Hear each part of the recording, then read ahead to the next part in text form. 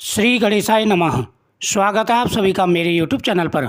मैं हरिओम शर्मा आज आपको गणेश चतुर्थी की कथा सुना रहा हूँ। श्रावण मास की बड़ी गणेश चतुर्थी। ऋषिगण पूछते हैं कि हे स्कंद कुमार, दरिद्रता, शोक, कुष्ठ आदि से, विकलांग शत्रुओं से, संतप्त राज्य से, निष्कातिक राजा, सदैव दुखी रहने वाले, धनहीन, समस्त उपद्रवों से पीड़ित, विद्याहीन, संतानहीन, घर से निष्कासित लोगों, रोगियों एवं अपने कल्याण की कामना करने वाले लोगों को क्या उपाय करना चाहिए जिससे उनका कल्याण हो और उनके उपरोक्त कष्टों का निवारण हो? यदि आप कोई उपाय जानते हो उसे बताइए। स्वामी कार्तिकेय जी ने कहा, ऋषियों, आपने जो प्रश्न किया है उसके निवार्थ में आप लोगों को एक शुभदायक व्रत बताता हूँ। इस व्रत के करने से पृथ्वी के समस्त प्राणी सभी संकटों से मुक्त हो जाते हैं।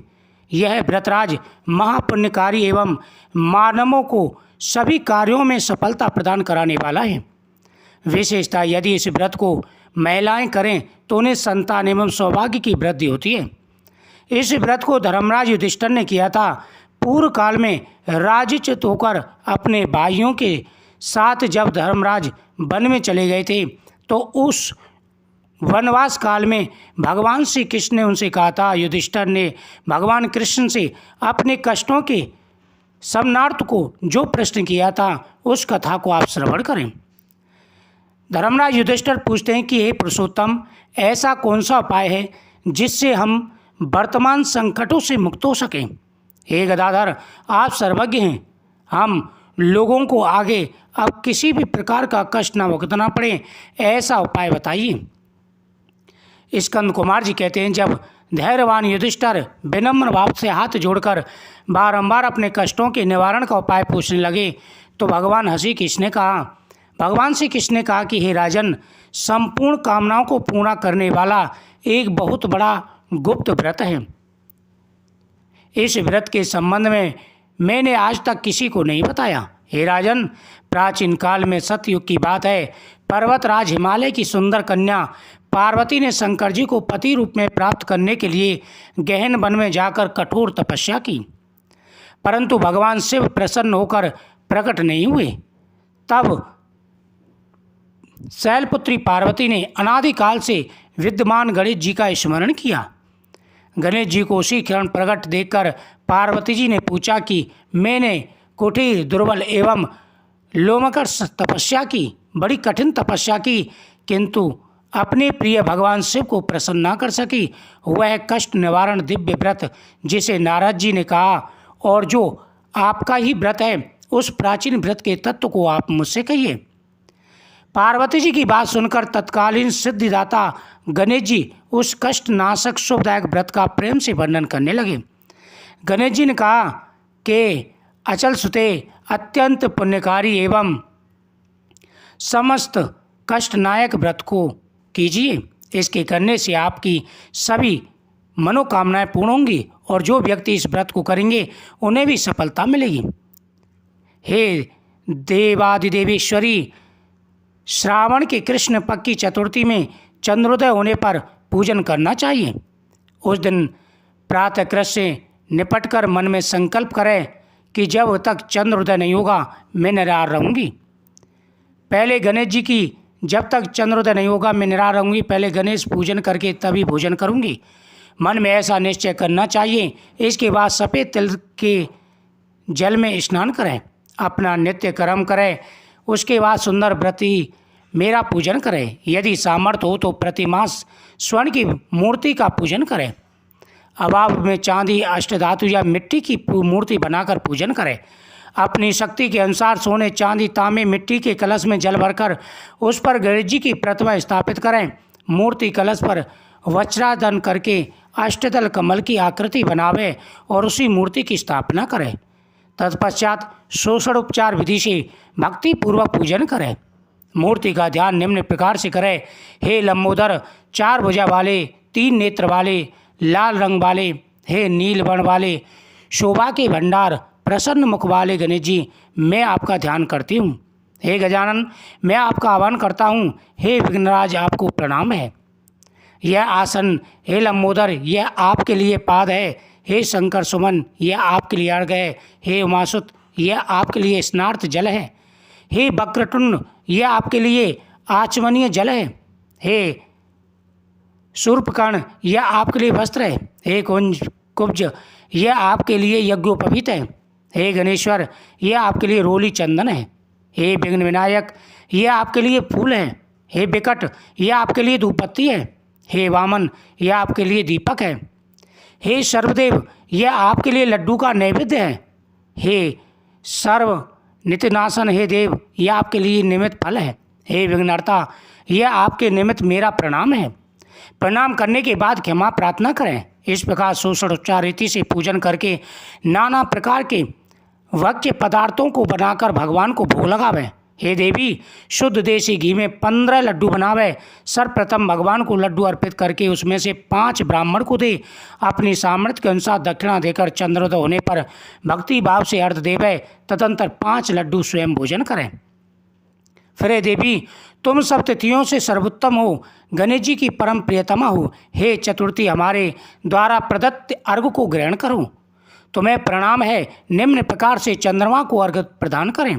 क्षीर सागर से उत्पन्न हे लक्ष्मी हे भाई लक्ष्मी के भाई हे निशाकर रोहिणी अर्षित के शशि मेरे दिए हुए अर्घ को ग्रहण कीजिए। गणेश जी को इस प्रकार प्रणाम करें। हे लंबोदर आप संपूर्ण इच्छाओं को पूर्ण करने वाले आपको प्रणाम है। हे समस्त विघ्नों के नाश करने वाले आप मेरी अभिलाषाओं को पूर्ण करें। तत्पश्चात ब्राह्मण की प्रार्थना करें। हे दिज्यवर आपको नमस्कार है। आप साक्षात देव स्वरूप हैं। गणेश जी की प्रसन्नता के लिए हम आपको लड्डू समर्पित कर रहे हैं। आप हम दोनों का उद्धार करने के लिए दक्षिणा सहित इन 5 लड्डुओं को स्वीकार करें। हम आपको नमस्कार करते हैं। इसके बाद ब्राह्मण को भोजन कराकर गणेश जी से प्रार्थना करें। यदि इन सब कार्यों के करने की शक्ति ना हो तो अपने भाई बंधुओं के साथ दही एवं पूजन में निवेदित पदार्थ का भोजन करें। प्रार्थना करके प्रतिमा का विसर्जन करें। अपने गुरु को अन्न वस्त्रादि एवं दक्षिणा के साथ मूर्ति देवें। इस प्रकार से विसर्जन करें। हे देवों में श्रेष्ठ गणेश जी आप अपने स्थान को प्रस्थान कीजिए। इस प्रकार व्रत को पूर्ण करें। हे सुमुखी इस प्रकार जीवन भर गणेश चतुर्थी का व्रत करना चाहिए। यदि जन्म भर ना कर सके तो 21 वर्ष तक करें। यदि इतना भी संभव ना हो तो 1 वर्ष 12 महीने के व्रत को करें। यदि इतना भी ना कर सके तो वर्ष के 1 मास को अवश्य व्रत करें। गणेश चतुर्थी का व्रत करने के बाद में उद्यापन करें। उद्यापन इस प्रकार से है। सर्वप्रथम सर्वशास्त्रविक्त गणपति पूजक आचार का वर्णन करें। उनकी आज्ञा के अनुसार शास्त्रोक्त रीति से पूजन करें। अपनी शक्ति के अनुसार 1008, 108, 28 या 8 लड्डू से गणपति जी का हवन करें। केले के खम्भे तोरण आदि से ऊंचा मंडप बनावे। नृत्य गीत बाद आदि से उत्पन्न करावे। भक्ति युक्त हो गुरु की पूजा करें। अपनी शक्ति के अनुसार सपत्नी आचार को सुवर्ण गौ वस्त्र आभूषण छत्र जूता कमंडल भूमि आदि का दान करें। हे देवी गणेश जी की प्रसन्नता के निमित्त आचार का पूजन करके उन्हें संतुष्ट करें। इस प्रकार व्रत करने से मैं प्रसन्न होकर सभी मनोकामनाएं पूरी करता हूँ। इसमें किसी भी प्रकार का संदेह नहीं है। भगवान श्री कृष्ण कहते हैं युधिष्ठिर प्राचीन काल में स्वयं गणेश जी ने पार्वती जी से कहा था और पार्वती जी ने उसी भांति आराधना की जिससे उन्हें सफलता मिली। इसी व्रत के करने से पतिव्रता पार्वती का विवाह शिव जी से हुआ, जिनके साथ आज तक पार्वती जी गणेश जी की कृपा से विहार करती हैं। अतः हे महाराज युधिष्ठिर आप भी इस संकटनाशक व्रत को करें। यह सकटा नाम की चतुर्थी बड़ी शुभकारी है। स्कंद कुमार जी कहते हैं कि भगवान श्री कृष्ण के मुख से इस प्रकार सकटनाशक चतुर्थी व्रत सुनकर महर्षि बोले पूर्व काल में राज्य प्राप्ति की कामना से युधिष्ठिर ने इस व्रत को किया। इस व्रत के प्रभाव से उन्होंने शत्रुओं पर विजय प्राप्त की। इस व्रत के करने से चारों पदार्थ धर्म अर्थ काम एवं मोक्ष सुलभ में प्राप्त हो जाता है। मनुष्य की सभी मनोकामनाएं पूरी हो जाती हैं। बड़े बड़े शासकों पदाधिकारियों को अपने वश में कर लेते हैं। मनुष्य पर किसी प्रकार का संकट आने से इस व्रत से संकटों से मुक्ति मिल जाती है। सीता जी के अन्वेषण में पवन कुमार हनुमान जी ने इस व्रत को किया था। पूर्व काल में राजा बलि ने संकटग्रस्त होने पर रावण ने भी इसी व्रत को किया था। गौतम पत्नी अहिल्या ने पति द्वारा शापग्रस्त होकर पति वियोग के कारण इस व्रत को किया था। इस व्रत के करने से विद्यार्थियों को विद्या, धनिष्ठार्थियों को धन की इच्छा, संतान की कामना करने वालों को संतान की प्राप्ति होती है। व्याधि मुक्त व्यक्ति सभी व्याधाओं से मुक्त हो जाता है। इस व्रत को करने से सभी प्रकार की मनोकामना पूरी हो जाती हैं। इति श्री गणेश चतुर्थी व्रत कथा समाप्त। इस प्रकार से भगवान गणेश जी की इस कथा को श्रवण करें, इस व्रत को करें। भगवान गणेश जी प्रसन्न होकर के मनवांछित फल प्रदान करते हैं। मुझे उम्मीद है आपको ये कथा बहुत ही सुंदर लगी होगी। भगवान गणेश जी सभी विघ्नों का नाश कर देते हैं। जो व्यक्ति प्रेम पूर्वक भगवान गणेश जी के इस व्रतों को करते हैं, जीवन में उनको कभी कोई कष्ट नहीं होता। भगवान गणेश जी हर मनोकामना पूरी करते हैं। वीडियो को ज़्यादा से ज़्यादा शेयर करें, चैनल को सब्सक्राइब करें, कमेंट में ओम गणपति नमः जरूर लिखें। भगवान गणेश आपके सभी विघ्नों को दूर करेंगे, आपकी हर मनोकामना अवश्य